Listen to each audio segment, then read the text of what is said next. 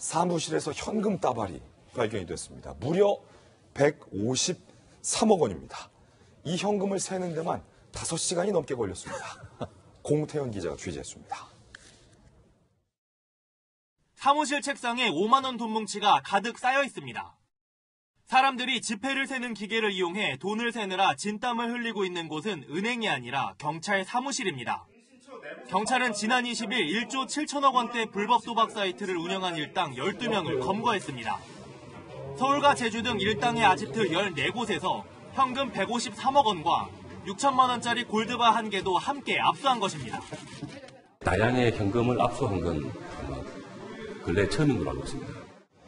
압수한 현금은 경찰청 계좌에 임시 보관하기 위해 압수물 상자 9개로 은행에 옮겨졌습니다.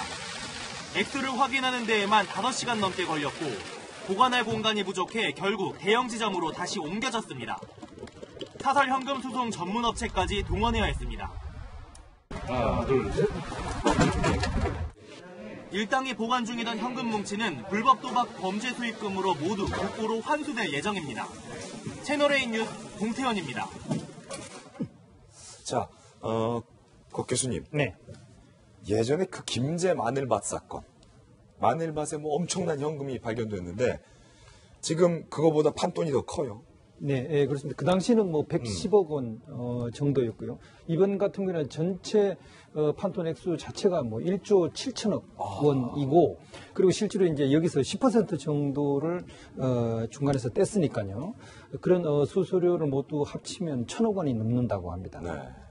근데 이제 이번에 이제 그 중에서 이제 153억이 현금으로 압수가 된 겁니다. 몇 명이 검거됐습니까?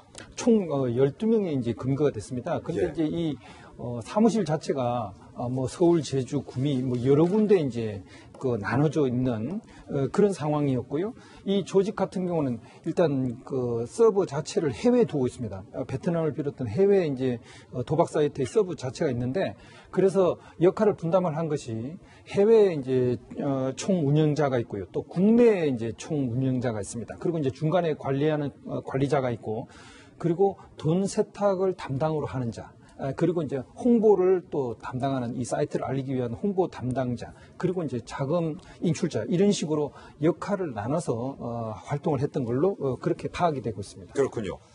지금 이들이 의류 사이트를 위장해서 불법 도박 사이트를 운영했는데 판돈이 1조 7천억, 수수료만 1,000억, 이번에 발견된 게 153억.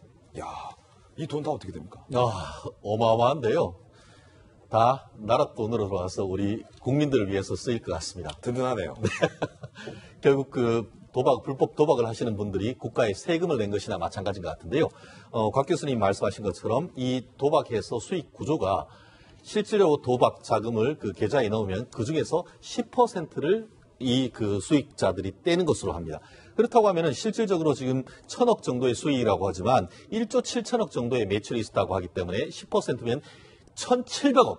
그 중에 또 10% 정도인 153억 정도만 지금 회수했기 때문에 도대체 그렇다고 하면 나머지 1,600억 정도는 어디 갔느냐. 이거 찾는 것도 굉장히 중요할 것 같은데요. 그러네요. 실제로 지금 그 나머지는 뭐 도박하고 탕진했다고 하지만 1,000억 넘는 돈을 어떻게 탕진을 합니까? 아마 국내에 있거나 아니면 일부 돈은 해외에 있을 가능성도 있는데 관계되는 그 해외에 있는 사람을 잡는 것도 중요하지만 조직 범죄 중에 남아있는 돈을 회수하는 것도 굉장히 중요하다 보는데요. 실제 지금 얘기를 들어보니까 일부 자금은 부동산으로 투자를 했다라는 얘기가 있는 것 같습니다. 그렇다고 한다고 하면은 범죄 수익 추징 몰수에 관련되는 규제법에 따라서 범죄 수익과 관련해서 발생한 거기 때문에 그 부분에 대한 몰수 추징 보전을 한 다음에 유죄 확정 판결을 해서 그 부동산까지도 다 국고로 회수하는 절차 반드시 필요한 것이 아닌가 생각합니다. 예.